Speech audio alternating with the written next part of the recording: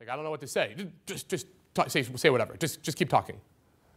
You know, I like shoes. They're pink and purple. And like, you know, you need a structure. So what I did was I broke out the most effective forms of how to plow properly.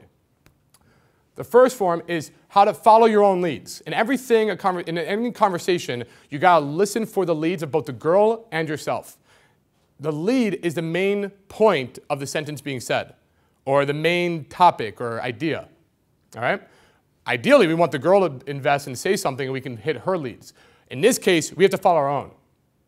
So, if I said, oh my God, you remind me of my friend Ashley, it's uncanny how you look just alike.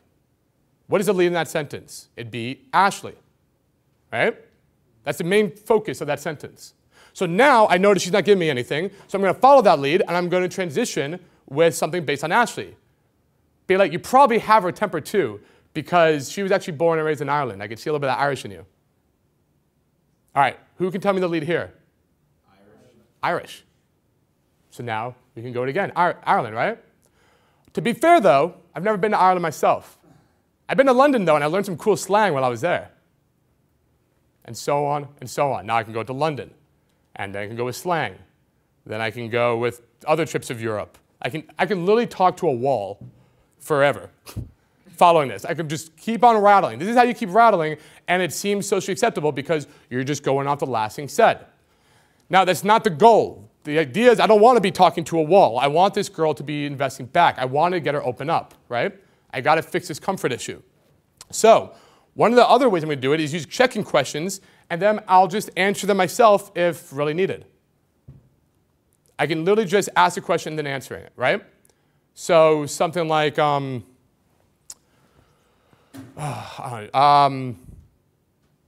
go with classic line, right? I want to tell her something, be like, oh, so are you the bad girl of the group? Right? Old ass line. You don't need her to actually respond to that, do you? You have to be like, yes, I am the bad girl, or no, I'm not, right? You don't actually need a real response. All you have to do is like, oh, see, I can tell you already, it's that look in your eye. You got that bad girl, you know, that bad girl look. You just answer your own question. So we're constantly following our own leads. We're throwing questions out there. If they don't give it, we answer it ourselves. The last thing is we're going to make assumptions about the girl, both as cold reads, again, such as good girl, bad girl, right? You're this, you're that, you're the friendly one. Oh, you're the ball buster of the group, I can see it already. And we can do assumptions interpreting her reactions or feelings to things, right? So let's say, for example, I'm talking to a girl and I said, oh, you know, the coolest thing, I just got back from Universal Studios and I did that Harry Potter ride. It was so awesome. And she looks at me, she's like, right, gives me nothing. I'm going to assume a reaction from her. I'm like, I know, you're thinking I'm a dork, whatever, okay? But I'm going to tell you right now, I can see you have a dorky side in you also. Don't try to hide it. Don't try to be a baller with me. I'm assuming reaction. She gave me nothing, but I can just act as if she did. I see in your face. I see in your eyes. I can tell. I know what you're thinking. Any of these that ground into our assumptions about the girl. This is how we can just keep talking over nothing. Thou shalt talk with nothing. All right. Commandment number 4. Thou shalt not call them out for being indifferent. So many guys just have a need to do this. I don't know why, but they really feel this strong need to be like, you're being indifferent. Why are you acting that way? All you're going to get is a girl being like, because I am, sorry. But like, she's just going to fall into it. She's going to agree with you. All right? So, well, actually before, thou should not call them out for being indifferent. Why do you guys think that is? Why should you not call them out for being indifferent and point out the pink elephant in the room? That violates Commandment 1. Correct. Good man. It violates Commandment 1. You don't see it, remember? You don't notice she's indifferent, so why would you call it out? All she's going to do is agree with you. We don't see it. We don't acknowledge it. All we're banking on, as of right now, for the first 4 commandments, is we are going to keep talking in a way that even if she gives us nothing, and constantly project that friendly social vibe that she's going to act as a chameleon to and take on. However, with that said, you will address bitchiness or rudeness in 2 ways. You're going to use humor or corrective frame control. So for humor, I'll give you an example that my buddy Sin came up with. Back in the day, it was really funny to do with him. Say to a girl like, Wow, that was amazing. All right, that was like the bitchiest thing I've ever seen. All right, do it again, but this time like amp it up by 10%. All right? Oh, come on. No, see, that was awful. You suck at this now. Okay, I can tell you're actually a sweetheart. I will tell you who's really ruthless though. My friend Megan, oh my God, she's a man-eater.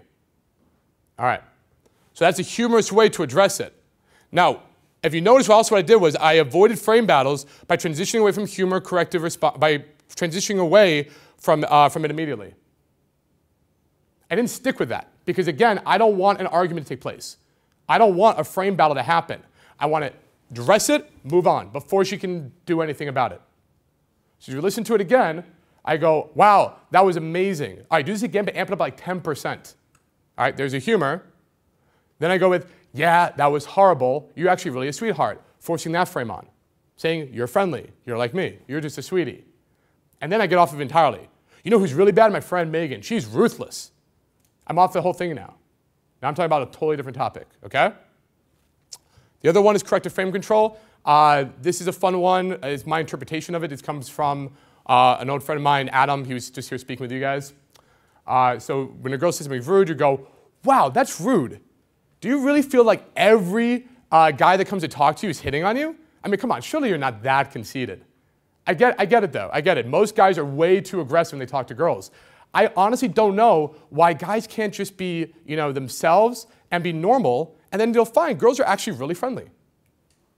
All right, think about what I just did there, right? I literally called her out on the rudeness. I said, that's rude. Do you really think that way? I know you're not that conceited. So if she agrees she is that way, now she's in a bad frame. Then I go on, I go on and tell her, I agree with you, I see what you mean, I'm mirroring you, we see eye to eye, but at the same time, if guys just act like me, friendly, don't want anything from you, they're just normal, again, basically implying this is me, girls will act friendly, which means she will start acting friendly.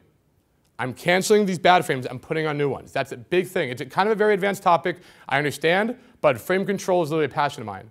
It's showing these are problem frames I'm getting rid of, and I'm going to implement new ones.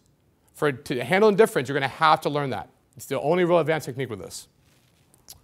So, never call them out for being indifferent, but do not accept bitchiness or rudeness. You have certain boundaries of how you expect to be treated, and you will handle it that way. But indifference, we don't see it, because we don't ever expect it. All right, commandment 5. Thou shalt mirror body language investment. We're going to watch how she's moving, where she is around us. All right, so